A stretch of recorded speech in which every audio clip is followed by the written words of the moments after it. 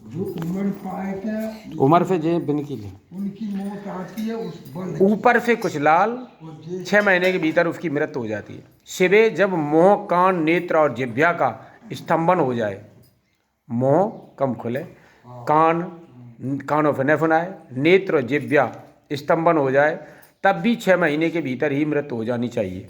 भद्रे जो रुग रुरु मृग के पीछे होने वाले शिकारियों की भयानक आवाज को भी जल्दी नहीं सुनता, उसकी मृत्यु भी 6 महीने के भीतर हो जाती है। जब सूर्य और चंद्रमा या अग्नि के सानिध्य से प्रकट होने वाले प्रकाश को मनुष्य नहीं देखता, उसे सब कुछ काला काला अंधकार सा छन्न दिखता है, तब उसका जीवन 6 माह से अधिक नहीं चलता। देवी प्रिय जब मनुष्य का बायां हाथ लगातार 1 सप्ताह तक फड़कता रहे, तब उसका जीवन 1 माह में ही शेष है। ऐसा जानना चाहिए, इसमें संशय नहीं है।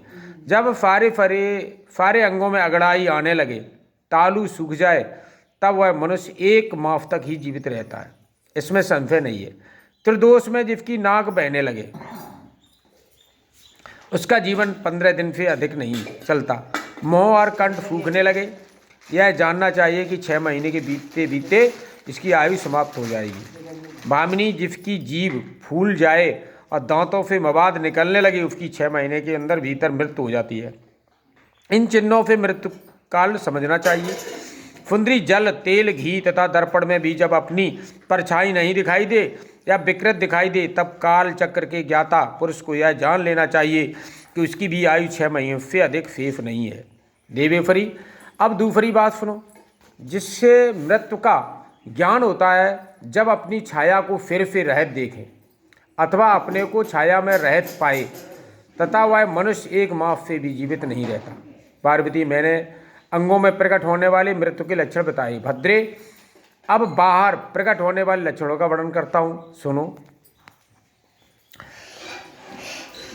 देवी, जब चंद्र ग्रहण या सूर्यमंडल प्रवाहहीन एवं लाल दिखाई दे, तब आधे मास में ही मनुष्य की मृत्यु हो जाती है।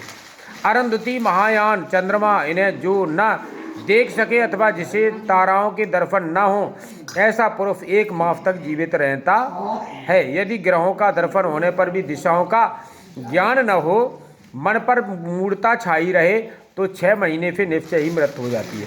यदि उत्तथ नामक तारा का, ध्रुव का अथवा सूर्यमंडल का भी दर्शन न हो सके, रात में इंद्रधनुष और मध्याह्न में उल्कापात होता दिखाई दे तथा गीद और कौवे घेरे रहें, तो उस मनुष्य की आयु 6 महीने से अधिक की नहीं है। यदि आकाश में सप्तर्षि तथा स्वर्गमार्ग छायापथ नहीं दिखाई दे, तो कालज्ञ पुरुष को उस पुरुष की आयु 6 माह ही शेष समझनी चाहिए। जो अकस्मात सूर्य और चंद्रमा को राहु से ग्रस्त देखता है और संपूर्ण दिशाएं जिसे घूमती दिखाई देती हैं, वह अवश्य ही 6 महीने में मर जाता है। यदि अकस्मात नीली मक्खियां आकर पुरुष को घेर ले, तो वास्तव में उसकी आयु 1 माह से ही शेष रह जानी चाहिए। यदि गीद, कौवा अथवा कबूतर सिर पर चढ़ जाए, तो वह पुरुष शीघ्र ही 1 माह के भीतर ही मर जाता है, इसमें संशय नहीं है। बोलो सच्चिदानंद भगवान की जय।